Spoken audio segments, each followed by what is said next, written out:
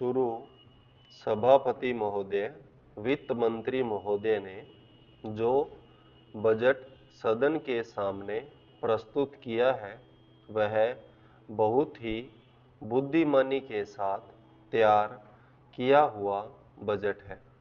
उन्होंने कोशिश यह की है कि अमीर और गरीब कोई भी कर से बच न पाए, लेकिन उन्होंने उद्योगपतियों को थोड़ी सी छूट भी दी है। जो बड़े बड़े पूंजीपति लोग हैं उनको कर से मुक्त किया है, कुछ सुविधाएं दी है। मैं नहीं समझ पाया हूँ कि ऐसा उन्होंने क्यों किया है। वह जो चाहेंगे उसको करेंगे, लेकिन मैं भी जो सोचता हूँ उसको आपके सामने रखना चाहता हूँ। इस विषय पर 3-4 दिन से चर्चा हो रही है। मैंने उसको सुना है। इस या उस पक्ष के किसी भी माननीय सदस्य ने यह निवेदन नहीं किया है कि खाद और पंपिंग सेट के ऊपर जो कर लगाया गया है वह उचित है। सभी ने यह कहा है कि उसको माफ कर दिया जाना चाहिए। जब सारे सदन के लोग, सभी प्रतिनिधि एक आवाज से कहते हैं कि खाद और पंपिंग सेट के ऊपर कर न लगाया जाए, तो मैं समझता हूँ कि उनको इस बात को मान लेना चाहिए। ऐसी कोई बात नहीं की जानी चाहिए जिससे किसान रुष्ट हों, उनके उत्पादन में बाधा पड़े। भारत गांवों में बसता है। 80% लोग गांवों में रहते हैं। हम गांधी जी के विचारों का अनुपालन करते हैं। गांधी जी ने जो कुछ भी कहा, गांव के लोगों के लिए कहा, ग्रामीण जनता के लिए कहा। उन्होंने गांवों के लोगों को उठाने की बात कही।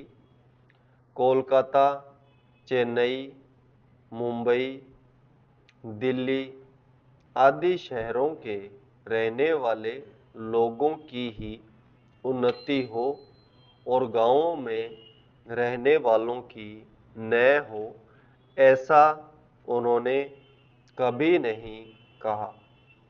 वित्त मंत्री महोदय भी गांधी जी का शिष्य अपने आप को कहते हैं और उनका रूप अपने रूप में देखते हैं और वह हैं भी। इसलिए उनका यह कर्तव्य होना चाहिए कि गांधी जी के विचार के अनुसार वह सारे देश में मद्य निषेध को कार्यान्वित करें। चूंकि हमारा कृषि प्रधान देश है, इसलिए वह पशुधन को बढ़ाएं, उन्नति की व्यवस्था करें और सारे देश में गोवध को बंद कर दें। सरकार ने यह संकल्प लिया है कि हिंदुस्तान में समाजवादी समाज और लोक कल्याणकारी राज्य की स्थापना की जाएगी। इस समय देश में आर्थिक विषमता अधिक है। सभापति महोदय, एक व्यक्ति की आमदनी 3-4 आने और दूसरे की 10-20 हजार रुपए है। अगर वित्त मंत्री महोदय इस विषमता को दूर नहीं करेंगे तो समाजवाद का नारा बिल्कुल कोरा और कागजी सिद्ध होगा। इस देश में 8-10 करोड़ हरिजनों का एक ऐसा वर्ग है जिसकी आर्थिक स्थिति बहुत गिरी हुई है। इस बजट में उनकी उन्नति और कल्याण की योजनाओं का समावेश होना चाहिए।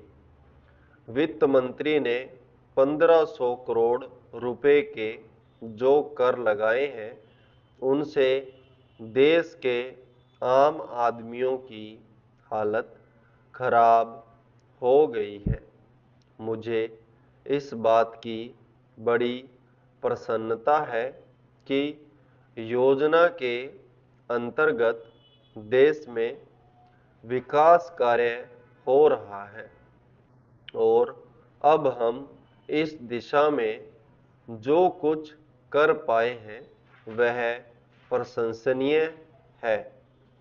लेकिन मुझे दुख के साथ कहना पड़ रहा है, जहां कृषि के क्षेत्र में उत्पादन बढ़ रहा है, उद्योग के क्षेत्र में उत्पादन बढ़ रहा है, देश की संपत्ति बढ़ रही है, हर आदमी की औसत आय भी बढ़ रही है, फिर भी हमारे यहाँ की पुरानी गरीबी बिल्कुल नहीं हटी है।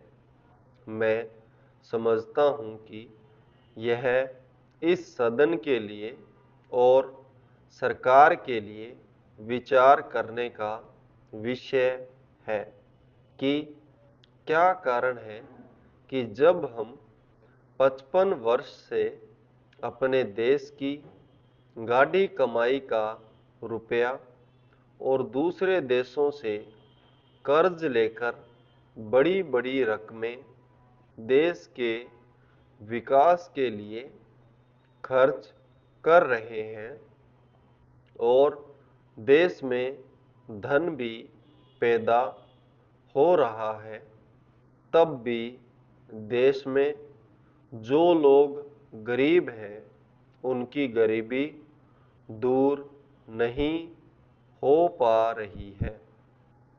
क्या यह आश्चर्य की बात नहीं है? मैं समझता हूँ कि इस पर विचार किया जाए। यह ठीक है कि हम समाजवाद के रास्ते पर जा रहे हैं, लेकिन समाजवाद के रास्ते पर ठीक ठाक चलें तो भी यह अनुमान नहीं लगा पाते कि कितने वर्षों में हमारे देश की गरीबी दूर होगी। यह ठीक है कि हम योजना के तरीके पर काम कर रहे हैं, लेकिन इस बात को देखने की आवश्यकता अब पैदा हो गई है कि देश में जो धन पैदा होता है वह कहाँ जाता है।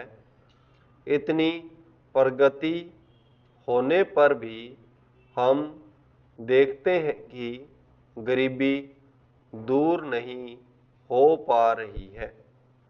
गरीबों को खाने के लिए अन्न नहीं मिलता, पहनने के लिए कपड़ा नहीं मिलता। इसका क्या कारण है? यह गंभीरतापूर्वक सोचने की बात है।